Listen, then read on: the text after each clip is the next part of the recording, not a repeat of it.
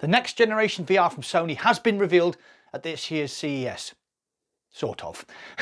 We didn't actually get to see the headset, but it's got a lot of people very excited, including yours truly. So let's dive straight in to see what all the fuss is about. And remember, we're born to respawn.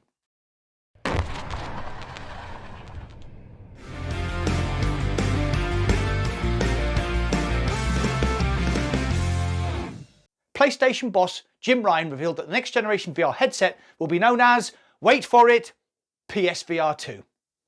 That's an imaginative name. And the PSVR2 controllers will be called Sense controllers. Now, I actually quite like that name. So instead of just verbatim repeating the specs as some content creators have done, I'm going to compare the PSVR2 to two other wired VR headsets and then give my final conclusion. So stay to the end of the video for that. Excited? I know I am, so let's get straight into it. The first one is still the best all-round headset available currently, and that is the Valve Index. Yes, it's 2 years old, and yes, other headsets have appeared with better screen resolutions, etc., but with its flawless Lighthouse 2.0 tracking, trick controllers, as an all-round package, the Index is still hard to beat. Second is the hugely expensive but also hugely desirable Varjo Aero, which has the cutting-edge feature of its more expensive bigger brothers, but pared down for the consumer. I'm going to compare the displays, including per-eye resolution, field of view, refresh rate, tracking audio and controllers. Then we'll explore some of the more exciting cutting-edge features like eye tracking plus foveated rendering. And finally, the expected price. Before that, however, I would like to talk about the lenses briefly, but we currently don't know what type of lenses the PSVR2 has, and we cannot guess either, as we haven't actually seen what the headset will look like.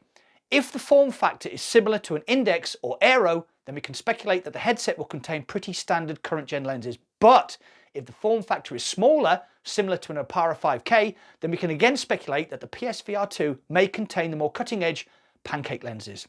If you'd like to know more about these new cutting edge lenses, then I would suggest you visit fellow content creator Sadly It's Bradley, as he has done a ton of research and is much more knowledgeable than me in this field. Link in the description below. Moving on then, display and per-eye resolution. The Valve Index has dual LCD panels giving a resolution of 1440 by 1600 per eye. The PSVR2 appears to have a single 4K HDR OLED panel giving a resolution of 2000 by 2040 per eye.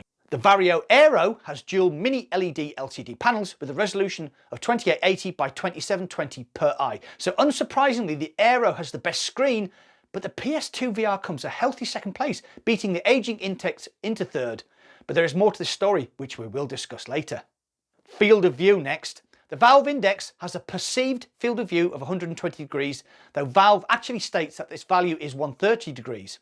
The PSVR2's FOV is 110 degrees, and the Varjo Aero is a stated 115 degrees. So a win for the old boy, followed by the Aero, then the PSVR2. Next is refresh rate, and the Index has the edge here with its experimental 144 Hz, followed by the PSVR2 at 120 Hz and the Aero at 90 Hz. So again, the PSVR2 more than holds its own in this class. Tracking now, and the Valve Index and Varjo Aero both use the SteamVR tracking Lighthouse 1.0 or 2.0 base stations, though on the Aero they are an optional extra and add to the price of the base unit. The PSVR2 uses a similar system to the Oculus Quest, utilising its 4 external cameras for inside-out tracking. If, and it is a big if, Sony have managed to nail this down and it is as reliable as the Quest solution, then the tracking between the 3 headsets will be similar, with a very marginal advantage going towards the SteamVR solution. Moving on to audio, and well, the Valve Index wins because the Varjo Aero has a built-in 3.5mm audio jack, and that's it. And it would seem the PSVR2 is the same. I believe from looking at the spec revealed at CES that Sony are expecting you to have your own headset and mic. Perhaps they will push their own Pulse 3D wireless headset as a discounted bundle, or it will be included with the headset, which is unlikely as it currently costs £90 in the UK. Truth is, we just don't know, and this is possibly another reveal coming later down the line. I have already done a video on the Sony PSVR2 Sense controller, so I'm not going to repeat myself except to say they look really cool, comfortable, and has the same haptics as the PS5 DualSense. So, currently the Valve Index are the industry gold standard controller, so we will have to see when I finally get my hands on the Sense controllers and compare them. For reference, the Varjo Aero does not come with controllers, but as with the Lighthouse 2.0, they can be bundled with the Index controllers for an extra charge. Now, this is where the venerable old Valve Index drops out of contention as we are moving on to more cutting-edge technology that simply didn't exist when the Valve Index was in concept. The PSVR2 and the Varjo Aero both have eye tracking and foveated rendering, and I think this is what will make the PSVR2 stand out. Put simply, utilising eye tracking means that only the part of the screen you're looking at is rendered fully. The remainder of the screen is rendered at a much lower resolution. This massively reduces the performance overhead, allowing GPU performance to be concentrated on the most important part of the screen, the bit you're looking at. I have been waiting for an affordable VR headset with eye tracking and foveated rendering since I first read about it 4 or 5 years ago. I knew once this technology was cheap enough and widely available that there would be a huge leap forward in sharpness and clarity for VR users. The Varjo Aero has eye tracking, but the price takes it out of reach of normal people, unless you are sim racing or flight sim master race, of course. So here we are, eye tracking and foveated rendering in an affordable package. But how affordable? Sony did not talk about pricing, so I asked my community a simple question. What will be the price of the PS VR2? And here are the results.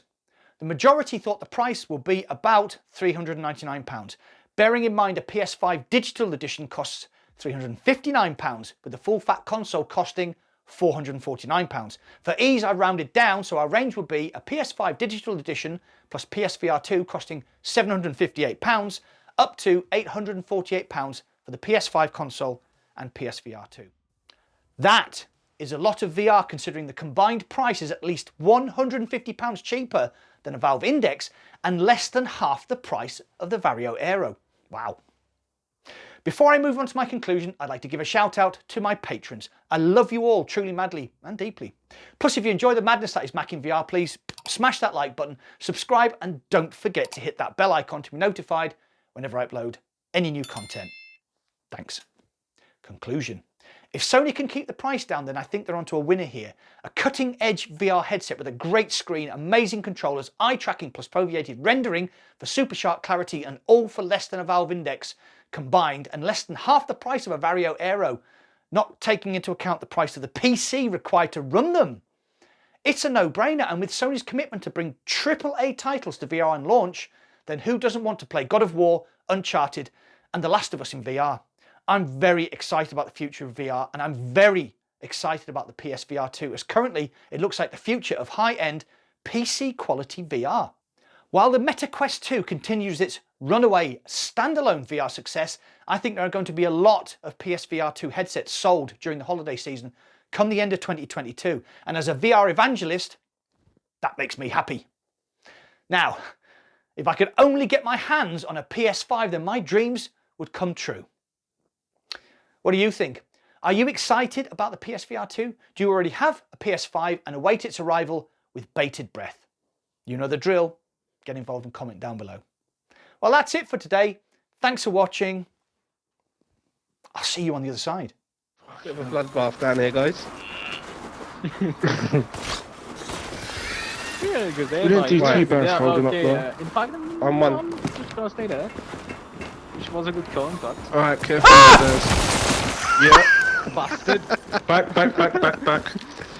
There was just one! There was just one! I'm fucking... Here, baffled. Give me. Oh, okay.